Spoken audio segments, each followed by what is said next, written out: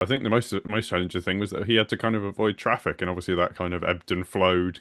There were portions of time where I thought it was going to go away from him, but having the early stop was clearly sort of the better move around Austria. It was clearly sort of too hot to necessarily make any kind of overcut work. So for Piastri, just kind of wasn't able to increase his pace. It's not like he was bottled up behind Norris. I think, if anything, just the slipstream just enabled him to keep within obviously DRS range and make those attacks. And I think as much as Piastri was doing quite well to, make life difficult for Norris, give him sort of compromising positions to have to put his car in, I think Norris handled them fairly well. And it didn't really seem that there was anything that could be done, regarding sort of passing into turn three rather than passing into turn four.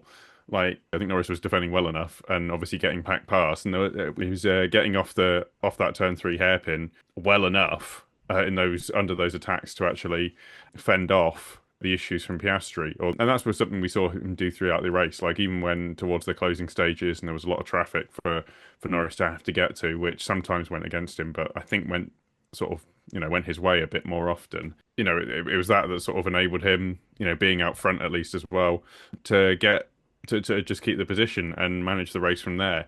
For me, that's where I think that he sort of won the race. And at a certain point, it was kind of over for Piastri once they were on equal tyres. There wasn't anything that Piastri could really do. I mean, he couldn't.